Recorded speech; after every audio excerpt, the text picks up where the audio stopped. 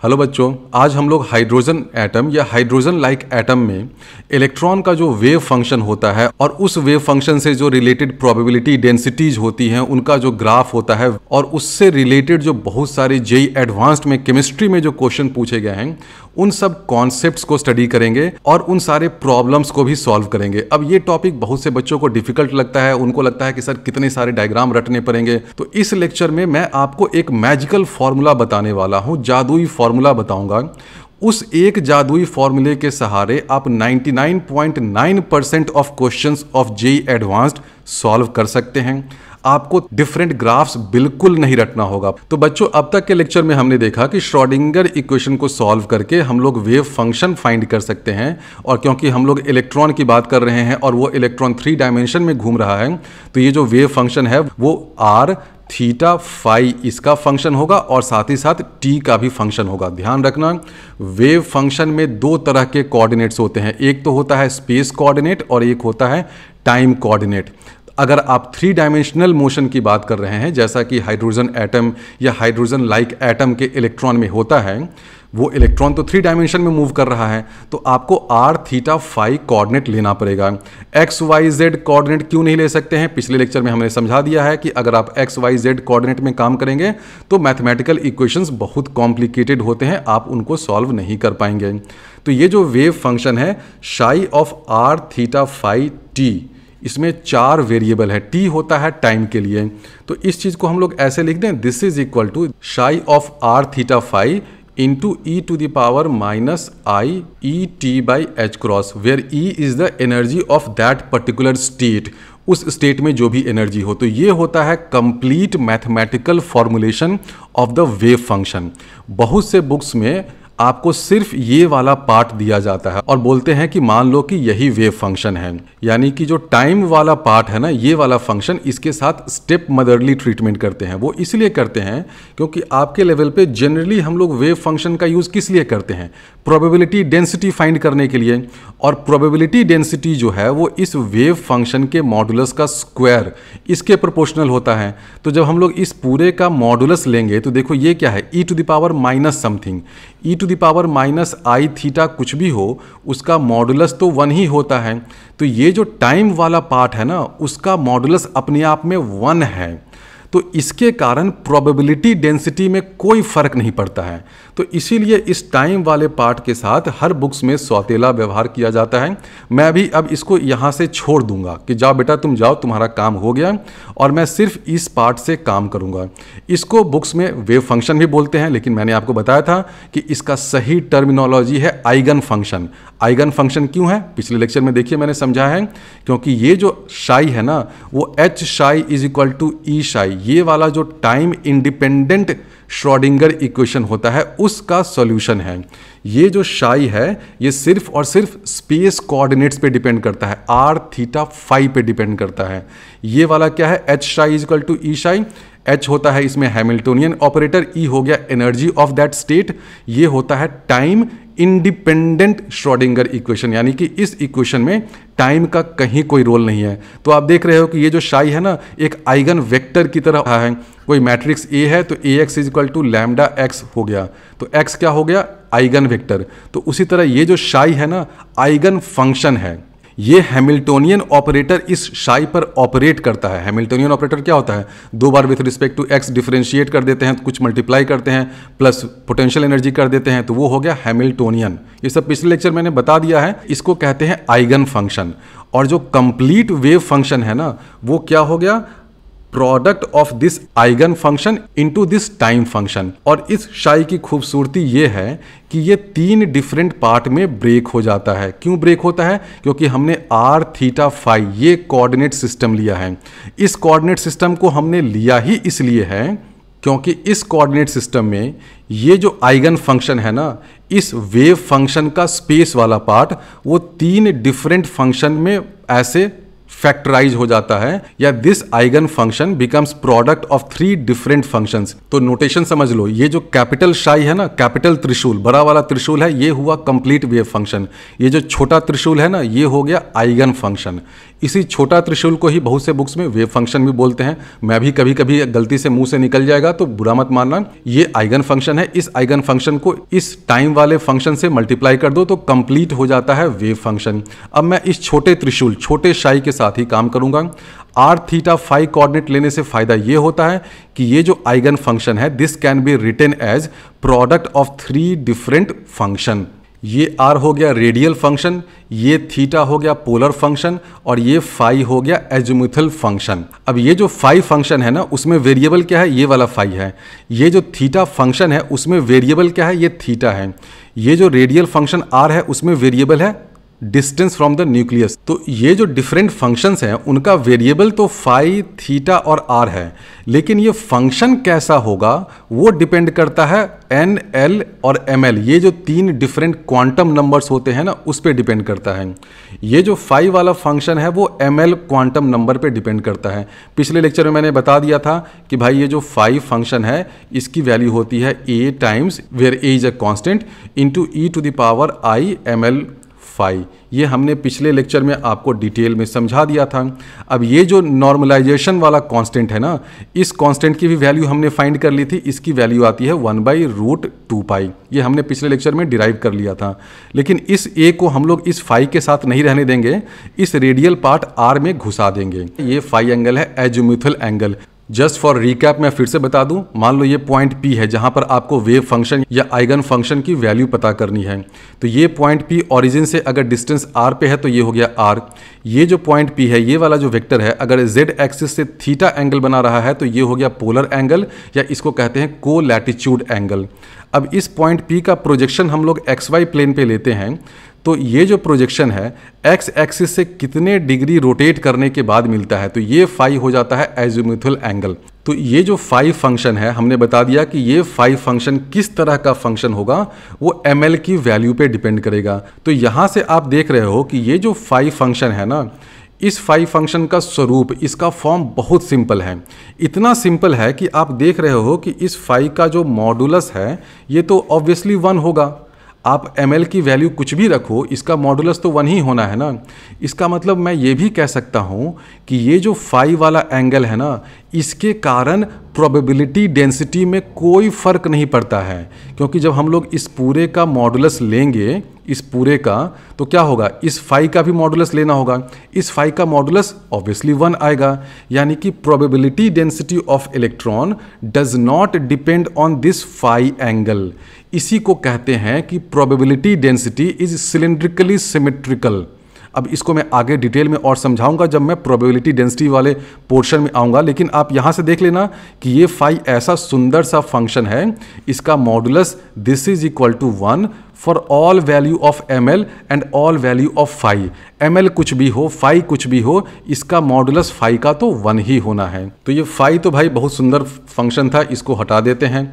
अब ये जो थीटा फंक्शन है ना, ये किस पे डिपेंड करता है, ये थीटा फंक्शन डिपेंड करता है l पे और ml पे। आप इसको ऐसे समझो कि देखो ये जो थीटा पोलर फंक्शन है, इस फंक्शन में वेरिएबल है ये थीटा, लेकिन फंक्शन किस तरह का होगा। फॉर एग्जाम्पल कॉस थीटा ये भी थीटा का फंक्शन है, साइन थीटा ये भी थीटा का फंक्शन है। कोई दूसरा आपका बदमाश दोस्त आ गया और उसने कह दिया कि कॉस क्यूब थीटा -2 ये भी थीटा का फंक्शन है, तो तीनों थीटा का फंक्शन है। तो किस तरह का फंक्शन होगा, थीटा जो फंक्शन है उस फंक्शन का एक्सप्रेशन कैसा होगा वो डिपेंड करता है एल पे और ml पे, ध्यान रखना। तो ये जो थीटा फंक्शन है, ये फंक्शन देखो किस तरह का होता है, ये हो जाता है sine theta two the power modulus ml into a polynomial of cos theta of degree l minus modulus ml। अब बच्चे बोलेंगे कि क्या सर हमको ये चीज़ रटना पड़ेगा। अगर आपको याद रह जाता है तो अच्छी बात है, अदरवाइज मैंने अब तक जेईई एडवांस्ड में भी इस फॉर्मूले पे बेस्ड कोई क्वेश्चन नहीं देखा है, लेकिन इसको याद करना उतना भी मुश्किल नहीं है। आप ये देखो कि ये थीटा क्या है, ऑब्वियसली ये थीटा पोलर फंक्शन है। देखो ये पोलर फंक्शन हो गया ना, यानी कि उस वेव फंक्शन का पोलर वाला पार्ट। तो ये थीटा पोलर फंक्शन है। इसका देखो लग रहा है कि जैसे किसी आदमी का चेहरा है और वो दांत निपोर रहा है। एनीवे इसको समझ लेना कि ये पोलर फंक्शन है। तो ये जो थीटा है किस तरह का फंक्शन होगा, फंक्शन का स्वरूप क्या होगा, उस फंक्शन का एक्सप्रेशन क्या होगा, वो डिपेंड करता है एल और ml पे। अब यहाँ से आप ये देखो कि अगर इलेक्ट्रॉन 1s ऑर्बिटल में है या 2s ऑर्बिटल में है या 3s ऑर्बिटल में है, किसी भी s वाले ऑर्बिटल में है, तो उसमें ये थीटा फंक्शन क्या होगा? s वाले ऑर्बिटल में क्या होता है? l is equal to 0, ml क्या होता है? 0। सब में देखो l और ml दोनों 0 हो गया, तो ये जो थीटा फंक्शन है क्या हो जाएगा? Sine theta two the power 0 यानी कि 1, और ये हो गया polynomial of cos theta of degree 0 यानी कि ये भी कोई कांस्टेंट होगा 1। यानी कि अगर हम लोग s ऑर्बिटल का वेव फंक्शन लिखेंगे तो ये जो थीटा वाला पार्ट है ना वो कांस्टेंट होगा। इसका मतलब ये बोल रहा है कि अगर हम लोग किसी s ऑर्बिटल में चले जाएं तो जो वेव फंक्शन है उसमें कोई भी कॉस थीटा या साइन थीटा उस तरह का टर्म नहीं होगा। तो वेव फंक्शन में अगर साइन थीटा या कॉस थीटा है ही नहीं, इसका मतलब प्रोबेबिलिटी डेंसिटी जो है वो थीटा पे डिपेंड नहीं कर रहा है। तो इसका मतलब कोई भी s ऑर्बिटल हो, 1s 2s 3s, उसकी जो प्रोबेबिलिटी डेंसिटी होती है वो स्फेरिकली सिमेट्रिकल होती है। ये क्वेश्चन बहुत बार जेई मेंस जेई एडवांस में पूछा जाता है। s ऑर्बिटल के केस में देखो क्या हुआ, l भी उसका 0 है, ml भी 0 है, और यहाँ से हमने आपको दिखा दिया कि ये जो थीटा वाला फंक्शन है वो इस तरह का होता है। तो s ऑर्बिटल में ये टर्म भी 1 हो गया, ये टर्म भी 1 हो गया, यानी कि उस वेव फंक्शन में s ऑर्बिटल का कोई भी वेव फंक्शन हो उसमें साइन थीटा कॉस थीटा हो ही नहीं सकता है। यानी कि उसमें जो वेव फंक्शन है उसमें थीटा डिपेंडेंस है ही नहीं, वेव फंक्शन थीटा पे डिपेंड ही नहीं करता है। तो जब वेव फंक्शन ही डिपेंड नहीं कर रहा है तो ऑब्वियसली प्रोबेबिलिटी डेंसिटी भी थीटा पे डिपेंड नहीं करेगी, क्योंकि सिंपल सी बात है ना, प्रोबेबिलिटी डेंसिटी क्या होता है? मॉडुलस ऑफ वेव फंक्शन उसका स्क्वायर। तो इसलिए हम लोग कहते हैं कि जो s ऑर्बिटल्स होते हैं उनकी प्रोबेबिलिटी डेंसिटी स्फेरिकली सिमेट्रिकल होती है।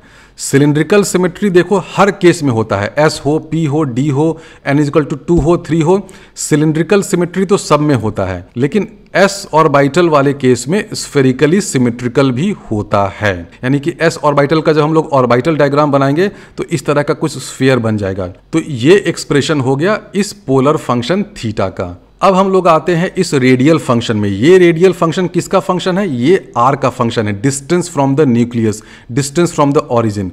ये फंक्शन किस पे डिपेंड करता है? ये फंक्शन डिपेंड करता है n पे और l पे।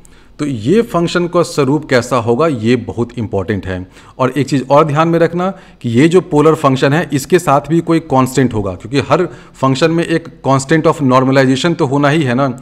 उन सारे कांस्टेंट को हम लोग ठूस ठूस के इस r के साथ घुसा देंगे। यहाँ भी देखो एक कांस्टेंट आया था 1/√2π, उसको भी हम लोग इस रेडियल फंक्शन के साथ ही घुसा देंगे।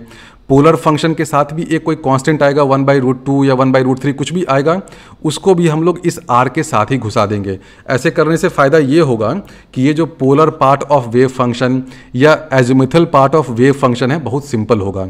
सारा जो कांस्टेंट है ना उसको हम लोग एक साथ इधर लिख देंगे। ऐसा होता भी है ना, मान लो एक लंबा सा फंक्शन है तो जो भी उसमें कांस्टेंट वाला पार्ट है उन सबको आप सबसे लेफ्ट में एक साइड में लिख देते हैं। वही हम लोग यहाँ भी करेंगे कि इस लंबे से एक्सप्रेशन में जहाँ भी जो भी कांस्टेंट होगा 1/√2π 1/π 1/2 कुछ भी आए, सबको हम लोग इस रेडियल फंक्शन के साथ एडजस्ट कर देंगे।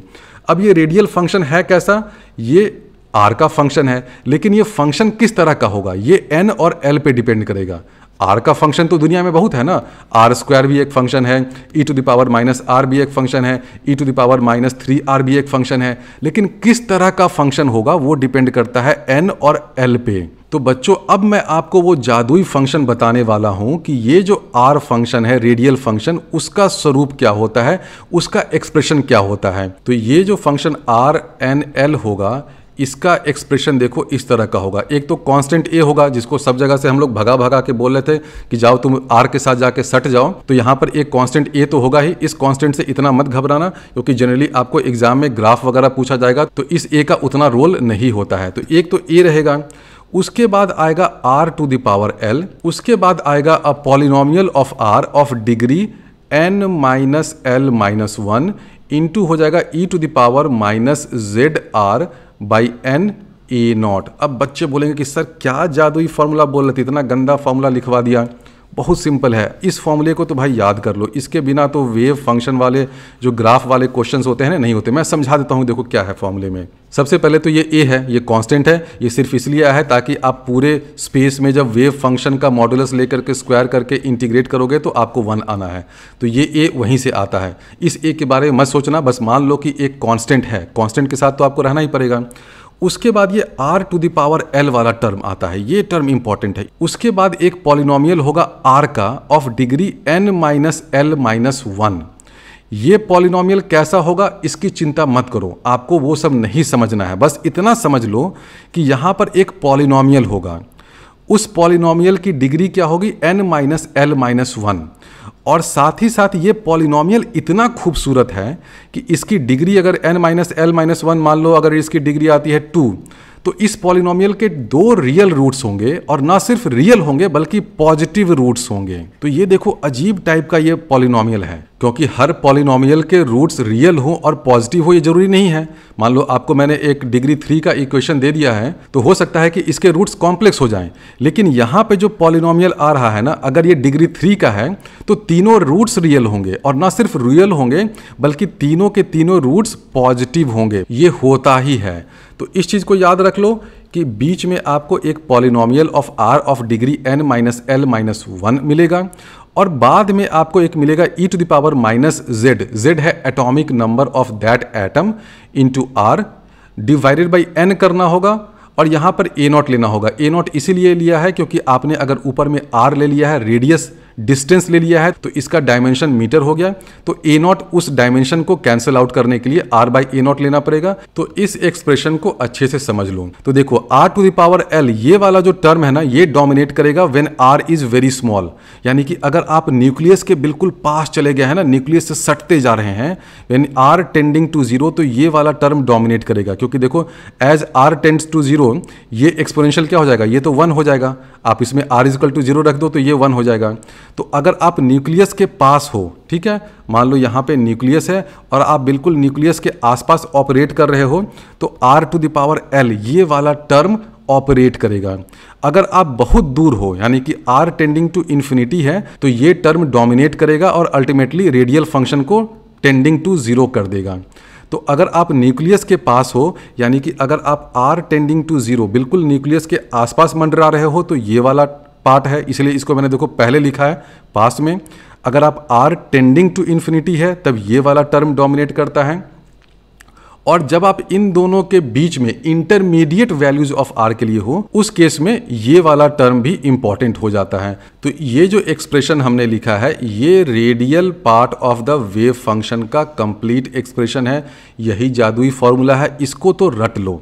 इसको अगर आपने रट लिया है ना, तो दुनिया का कोई भी एटॉमिक ऑर्बिटल हो, उसका अगर आपको वेव फंक्शन बनाना हो, प्रोबेबिलिटी डेंसिटी बनाना हो, सब कुछ आप बना सकते हैं based on this simple function. मैं अभी आपको बनाकर दिखाता हूं। मान लीजिए आपको 1s एटॉमिक ऑर्बिटल है, उसका रेडियल वेव फंक्शन ड्रॉ करना है, तो इसको हम लोग ऐसे लिखते हैं r10 लिखते हैं। बहुत से बुक्स में इसको ψ10 भी लिख देते हैं, लेकिन ψ जो है उसमें तो पोलर पार्ट वगैरह भी आता है, लेकिन 1s के लिए तो पोलर पार्ट कांस्टेंट है, इसलिए ψ10 भी लिख देते हैं।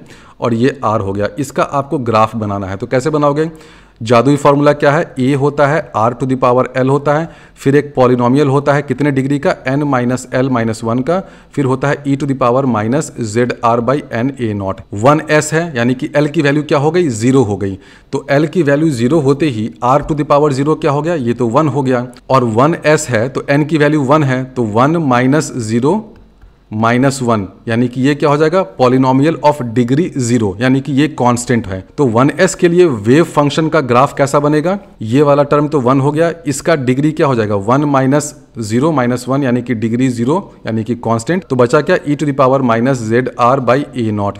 यानी कि आप यहां से देखो कि एज r टेंड्स टू 0, ये वेव फंक्शन क्या है? कोई कांस्टेंट वैल्यू यहां पर होगा, और उसके बाद as r tends to infinity ये 0 पे जाएगा, यानी कि जो वेव फंक्शन है ऐसा बन जाएगा। बीच में कहीं भी ये x एक्सिस को इंटरसेक्ट नहीं करेगा। अब मैं सब के लिए बना दूंगा, 1s के लिए बना दूंगा, 2s के लिए बना दूंगा, 2p 3p 3d, सब के लिए मैं इसी जादुई फॉर्मूले से बना दूंगा। बनाता जा रहा हूं एक एक करके, आप देखते जाना। मान लो आपको बनाना है 2s के लिए, यानी कि 2 0 हो गया ना, ψ 2s इसके लिए करना है। r टू द पावर क्या है 0, ये तो 1 ही रहेगा। फिर यहाँ पे देखो क्या है, polynomial of degree n minus l minus 1 यानी कि 2 माइनस 0 माइनस 1 यानी कि ये होगा पॉलिनोमियल ऑफ डिग्री 1। और हमने बताया था कि अगर पॉलिनोमियल ऑफ डिग्री 1 है तो उसका एक पॉजिटिव रियल रूट होना है, यानी कि ये जो फंक्शन है ना r20 इसका एक पॉजिटिव रियल रूट होगा, यानी कि ये कहीं ना कहीं x एक्सिस को इंटरसेक्ट करेगा, करना ही है। उसके बाद क्या है e to the power minus Z R, तो क्या हो जाएगा r इक्वल टू 0 पे ये फंक्शन ऊपर कहीं होगा, फिर ये आएगा ऐसे आजा आजा, ये कहीं इंटरसेक्ट किया, इंटरसेक्ट करके फिर ये यहीं आ जाएगा। दूसरी बार इंटरसेक्ट नहीं करेगा, क्यों नहीं करेगा, शाई 2s में, क्योंकि देखो पॉलिनोमियल ऑफ डिग्री 1 है तो एक ही रूट होना है, तो एक ही बार इंटरसेक्ट करेगा। अब ये ऐसे नहीं बनेगा, मैंने क्या उल्टा पुल्टा बना दिया है, इसको थोड़ा सा मैं ठीक करता हूँ। ऐसा आएगा ऐसे, फिर ये नीचे से ऐसे चला जाएगा।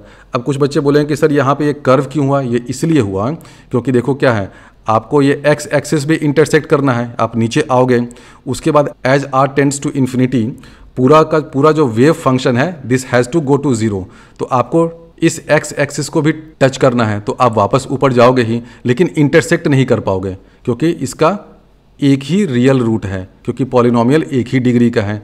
तो देखो यहाँ से हम लोग बना दिए कि r20 का वेव फंक्शन ऐसा हो गया। अब हम लोग कोई p वाला कर दें। अभी हम लोग radial wave function for 2p atomic orbitals वो ड्रॉ करते हैं। बुक्स में कहीं अगर आपको गलती से शाई 2p लिख दे तो वो थोड़ा सा गलत है, क्योंकि 2p वाले केस में एक पोलर फंक्शन भी होगा। तो अभी तो हम लोग ग्राफ बना रहे हैं of wave function versus r ना, तो इसलिए r2p लिखना ज़्यादा सही है। तो r2p का हम लोग ग्राफ बनाते हैं, बहुत सिंपल है ये भी। देखो p के लिए l इक्वल टू क्या होता है, l इक्वल टू 1 होता है। 2p है तो n इक्वल टू क्या हो जाएगा, n इक्वल टू 2 हो गया। तो देखो फंक्शन क्या हो जाएगा r टू द पावर 1, तो r एक आएगा। अब यहाँ पे जो ब्रैकेट में जो बीच वाला पार्ट है वो क्या हो जाएगा, polynomial of degree n minus l minus 1 यानी कि polynomial of degree 2 minus 1 minus 1 यानी कि पॉलिनोमियल ऑफ डिग्री 0, यानी कि ये बीच वाला पार्ट कांस्टेंट हो गया। उसके बाद क्या बचा, e to the power minus Z R by N A naught. इससे तो कोई उतना फर्क नहीं पड़ता है क्योंकि ये हमेशा एक्सपोनेंशियली डिकेइंग वाला पार्ट ही है। r इक्वल टू 0 पे ये 0 से स्टार्ट करेगा, तो बना दो भाई, यहाँ से स्टार्ट किया, ठीक है। उसके बाद r टेंडिंग टू इन्फिनिटी पे ये वापस 0 पे आ रहा है, यानी कि जाएगा ऐसे, कहीं इसका पीक होगा, फिर ये वापस धरती को पकड़ लेगा। तो देखो ये हमने बना दिया। तो इस फॉर्मूले को हमेशा ध्यान में रखना। इसमें है क्या, इसमें तो कुछ नहीं है। सबसे पहले आपको r to the power l देखना है। l वहां पर क्या है, ऑर्बिटल क्वांटम नंबर है। बीच में एक होता है polynomial of degree n minus l minus 1, और ये ऐसा पॉलिनोमियल है कि अगर ये डिग्री 2 का है तो इसके 2 रियल रूट्स होंगे और पॉजिटिव रूट्स होंगे। अगर ये डिग्री 1 का है तो एक पॉजिटिव रियल रूट होगा, और उसके बाद एक एक्सपोनेंशियली डिकेइंग वाला पार्ट है। ये वाला पार्ट तो बस ये बताता है कि जैसे जैसे आप न्यूक्लियस से दूर जा रहे हैं आपका वेव फंक्शन जो है वो टेंडिंग टू 0 हो जाएगा। तो ये वाला पार्ट तो बहुत ही वेल बिहेव्ड है, इससे कोई खास लफड़ा नहीं होता है। लफड़ा ये r to the power l और इस पॉलिनोमियल से ही होता है। हम लोग 3s इसके लिए ज़रा बना दें, तो l की वैल्यू क्या है, 0 हो गई, और 3s है तो ये जो पॉलिनोमियल है कितने डिग्री का हो जाएगा, 3 माइनस 0 माइनस 1 यानी कि डिग्री 2 का हो गया।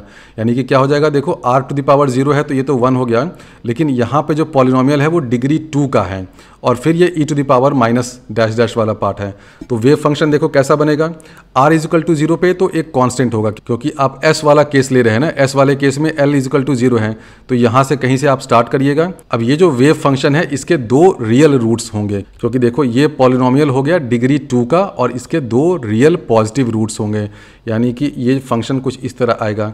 एक बार इसका एक रियल रूट आया, फिर एक बार और रियल रूट हुआ, और उसके बाद ये as r tends to infinity ये धरती पकड़ लेगा इस तरह का। तो ये हमने बना दिया r30 यानी कि 3s एटॉमिक ऑर्बिटल का वेव फंक्शन का ये ग्राफ हो गया। तो वेव फंक्शन बनाना बहुत आसान है अगर आप ये जादुई, ये करिश्माई फार्मूला, ये मैजिकल फार्मूला ध्यान में रखते हैं।